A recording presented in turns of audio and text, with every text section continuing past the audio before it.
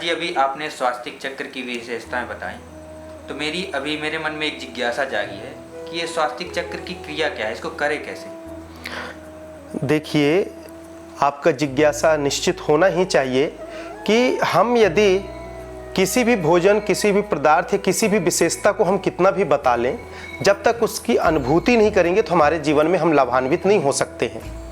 आज उसी प्रकार का आपका प्रश्न है कि यह तो उसकी विशेषता हुई, परंतु आम जनता, आम भाव रखने वाले लोग कैसे इसकी अनुभूति कर सकते हैं।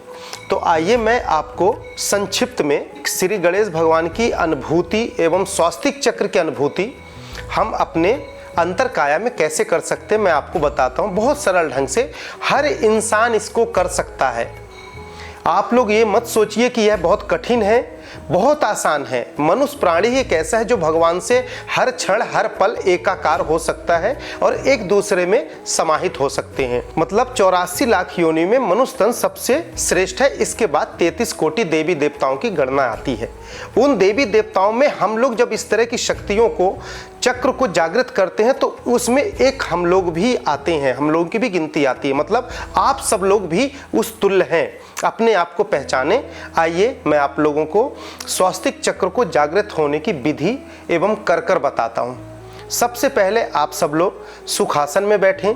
यदि कोई हैवी वेटेड है तो वह चेयर में भी बैठ सकता है और अपने बैकबोन को, कमर की हड्डी को, इंगड़ा पिंगड़ा सुषुम्ना नाड़ी को सीधा करके बैठें ताकि रक्त प्रवाह, हमारा अंतर ऊर्जा की प्रवाह, जो इलेक्ट्रिक पावर हमारे बॉडी में जनरेट होता है वह बिल्कुल चलता रहे। और ऐसे करके बैठें। मन की तरंगों को कभी भी एकाग्र करने को नहीं सोचना चाहिए, क्योंकि मन की तरंग जो है वह अपने ओर चलता रहता है। जिस प्रकार समुद्र की लहर को दुनिया में कोई नहीं रोक सकता, वह अपना चलता रहता है और जिसे समुद्र से जो विशेषता लेना होता है वह ले लेते हैं। इसी प्रकार हम सब लोग बैठेंगे और मन को छोड़ देंगे फ्री। और फ्री छोड़ने के बाद 3 बार ओम कहेंगे।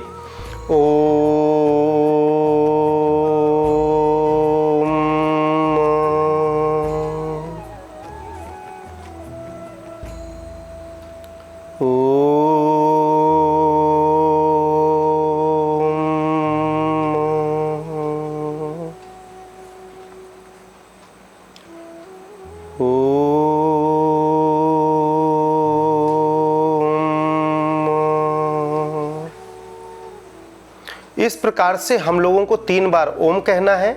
ध्यान रखिएगा दर्शकों, सबसे बड़ी विशेषता है ओम कहने की विधि।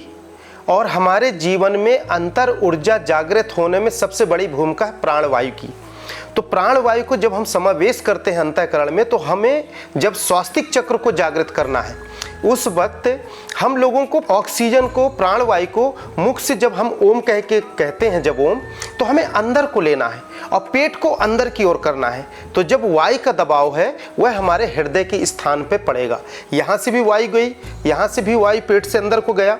तो जब दोनों तरफ से एयर का एक प्रेशर पड़ेगा और वह हमारे हृदय चक्र में जब दबाव पड़ेगा, तो हृदय चक्र में जहाँ पर प्राण चेतना के बगल में, जो हमारे हृदय चक्र के सीने के बगल पे कुछ चीज़ें ऐसी हैं जो व्यक्त नहीं की जाती, नहीं तो मन आपका कल्पना कर लेगा। इसलिए जब आप अभ्यास करोगे तो यह खुद ब खुद अनुभूति होगी।